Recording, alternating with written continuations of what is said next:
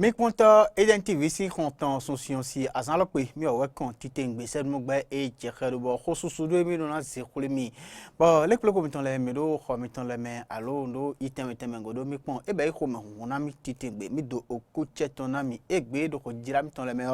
o khosusu do mi do nupana kede go do ko takun le me mina mon kunje npondo o ple dakomo e be bo ye no o tokon la vi me leklo ndo be yo agum karabio ezde titengbe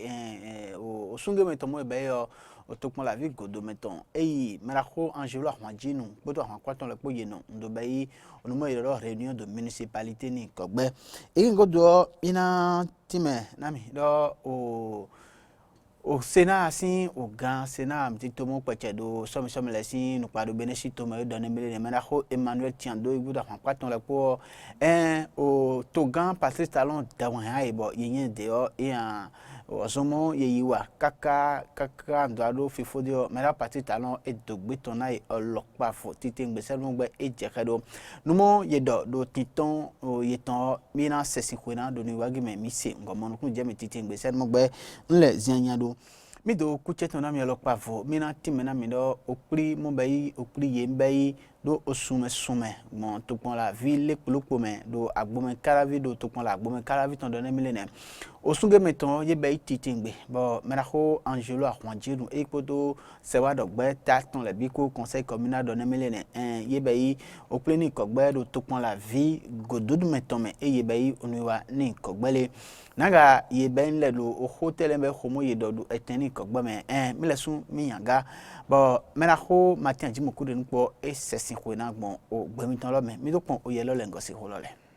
de mo yo do ngo be do mo do eyin ogan ho ye dun na tepon nyali le panu kan to vi to sile but to vi to sile ndo do wo do iton de mo do ego e kini so to ti to ni gbeme o to kun la gan agbome kala viton e ipoto awon patun le po o sunge meton de mo ye do to kun la vi go do meton e meidi ekena umbe do inano me ndo be yi bonu wa ni gbe o ye be yi ti tengbe bo me ho to vi to si agbome kala viton go do meton me ko ayije o tonu kun mo ni do to kun la vi e me po ofo iton pe titengbe lo ye kan ni gba meyon to kun la vie gan godo meton gbon leyon Christian Pobli godo mo ni be to vie to sileton ezweji untembe senmo e jeredo kana to nyanu kono ko to le meyon e wa doji tipo ndo mudo o pli de mo to kun la gan agbome kala viton e zero tete be to abe do godo me e de ekana bon do no ye do ogbetoni e na gozombo godo mo ni be to vie to sileton medo lile panu ko yan lepo do doni na ilo sun godo ti se ba ndo gbetoji ye na ya gbon wa e wa do ido domudo nu mo me na wa na mi bo ndo je gbeje gangbe ni be yi nu mo ina ba ido bo o to mana do gba to pon la vi mo ni be yi godo meton do jurokun kwenu do tra la gbo me kala vi o to mana do gba o me do na sonu ton ti tengbe sen mo e je khedo e ndo eyi ozoge unyiwa o ina zombo a uve de mo to pon la vi godo meton le si wo mo no mo jurokun titan mo ni jaru we die gele wanyao le awuvege ni do gbogbo do mademe dede yo jurukun moni be jurukun o ena be ganji titengbe eyin ekabe o eno yan uvedi na to pon la vie temete moni do kala vitra la ogodo meton sen mo e jeredo udo temetin poto vito sile ndu gbo abomi kamodo to pon la gan gbo me kala viton ena be inami titengbe angelo evalisa ahmadjinu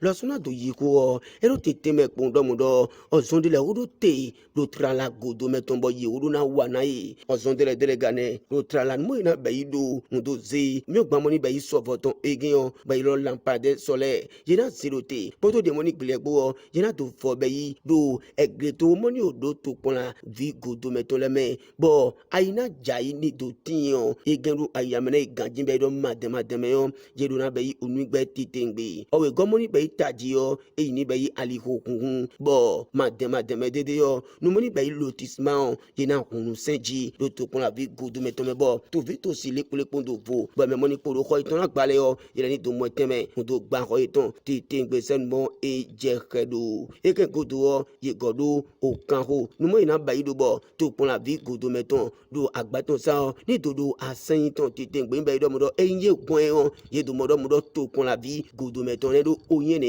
ye godo kenton bo nugle bi o ina be yi bi be to ti tengbe be e wa do di do mo do nu kle bi kana do be beto na kwa mona san ele yo e do tan dame bo oluka loku agbo me kala viton ati godo meton le bi pata o mi do na no po njo fun de me bo nu kle bi ni do be yi wi wa bo to vito sire ni do mo egbe ton du ti tengbe kana do sultana o mi na mo do ye mo ni be yi o 40 tito to vito si egre to ogle ko wi kemete meton ye me bi ni kwa yi ko ngodo udo itole na to kon la gang me kala viton bo e lo sun go yi udo kle bi papata ihen sendimo e jeredo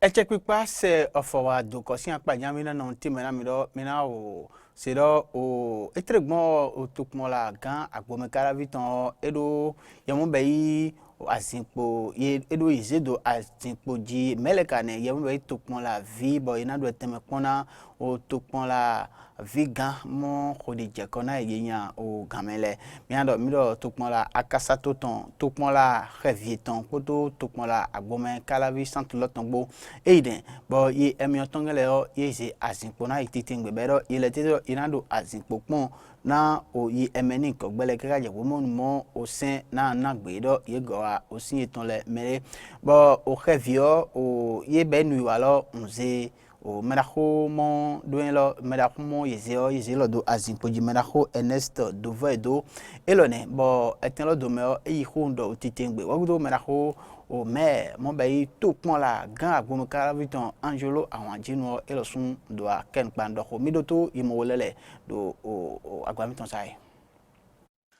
Home hulo titengbe na ozon dahuge mo jedo sisena bo beleson gbetete o lobe yi to pon la vi gan revieton na do azipopona menaho mo mado yetete wa e ben de o engo mena titengbe lodo bibio mi mo be yi reviesin oto ville bi papata do gandameo midona golona uno godona mi woson olodo olome amo onu be yi revieton mba inu konyale o midoko kando enupa loyigbe molo na wazon titengbe zede wejono ozolo big papata amu reviesin tolo ndonyanu kon e nizon lodo bibio reviesin to vitosi sunsinyon si jono otovi big papata do yesogbe dogowe na ozoni kogbe ndobeyi nukonyato do dopagbe do tokmon la gan lo sunsin nukon tete ndo ozonlo ena imbibe ise nogbe ejekedo ozonlo di emizedo olome na medaholo e bo elo tete o enado azipopon na tokpon la viga momando e medaho Patricio Huyeva yigado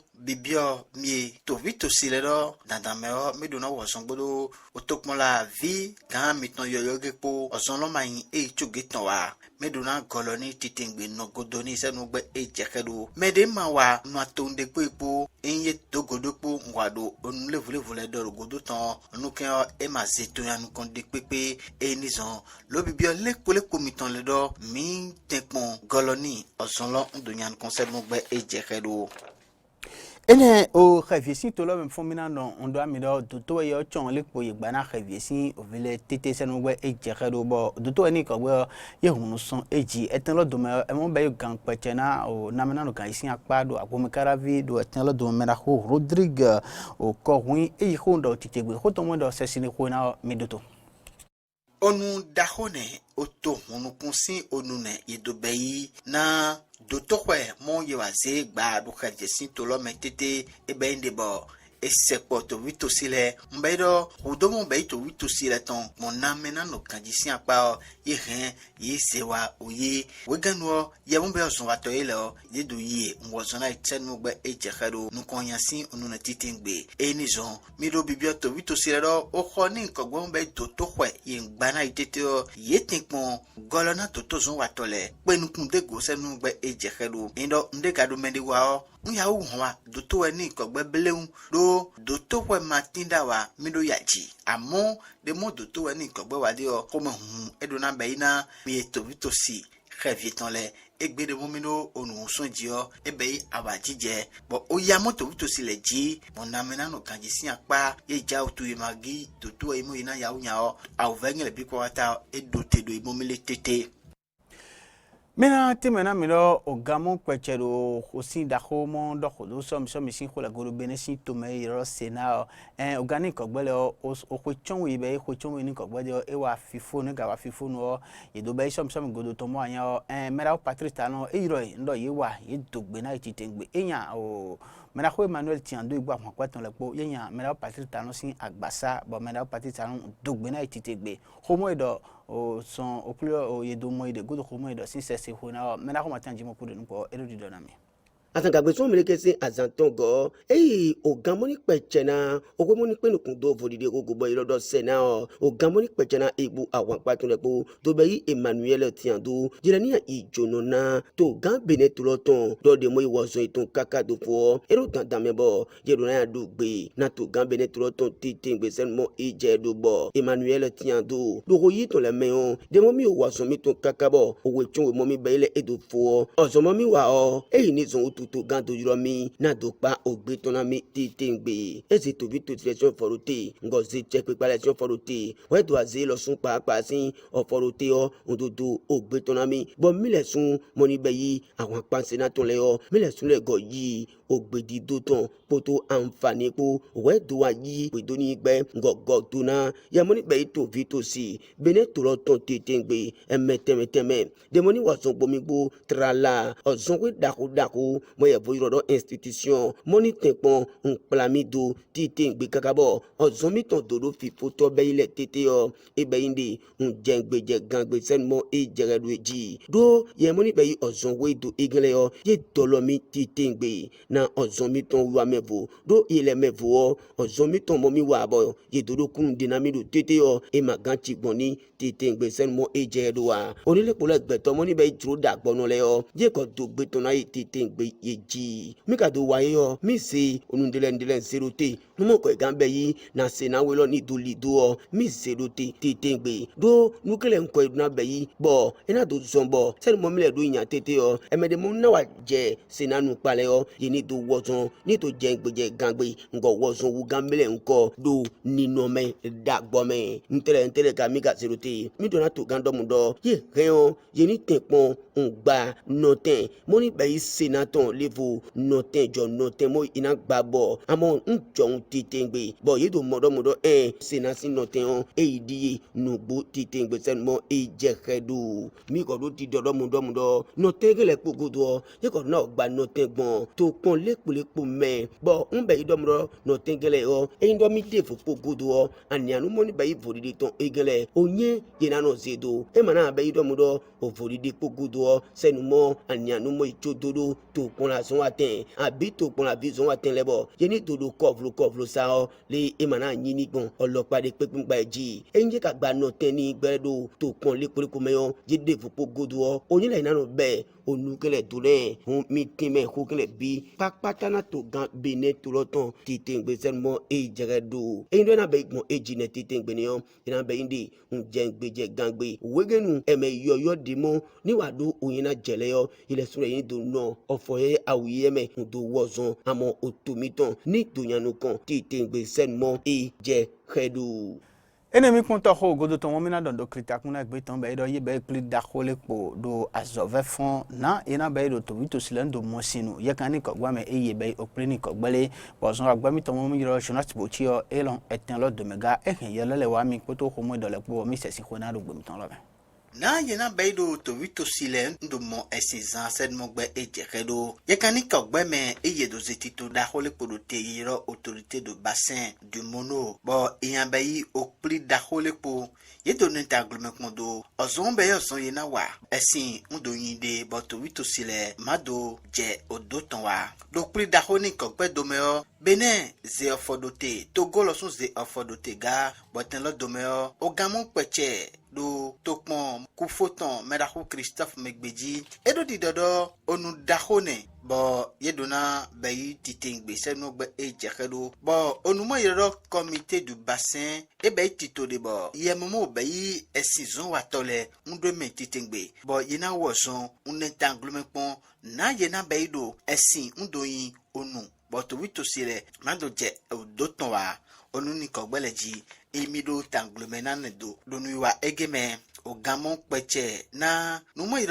autorité de bassin ni kogbe do pipli me ye mondo tangolme ne kondo nuani kogbe tongoleo melaho Nicolas Nyamparu edomlo dandame ele bo betamu mi dona zedo ele o mi dona wasonde jise mogbe ejekero enizon yero bibioro ogan mo zio sondolo me amile o yete kpono godona mi ngolo na mi chitengbe se mogbe ejekero wegenu titoni kogbe to wozon amo benevi gbolo togo si ville po mudomo esizan se mogbe ejekero etelo dome menaho Moze tokpon la gan ko foton le poto mundo ton le potion fodote meraho massimo alosogbe eyiko ero miye mombai tokpon la gan le o home humi titengbe edose ozoni kogbedote ena zombo mido wozon to witosi miton le ndomo esizan do otomo me simale wa konya matinu wa eri zomi jolo dokon ndo ozon wa ni kogbe mi yigbe na titengbe na dogolo na ogamo ezeutile osolo ndo pai titengbe se mo gbe ejekero mina mon kun jemendo do beneyo topon oton eyi ozon ni kogbe kan ebe yi topon dongaton topon kufoton poto monoton po mi ponto me khole do e ma vivi dojiwa e vivita mo malu e jina do e be do e gbetan e fo bi papata ne e na chana le kule ko mtomo no kho miton le sa npon mi se no gbe e jekero mi ze do ni e ma wo do mi funga asan kule gbe mi ga do mi na ga do ye miton le mondo yi merci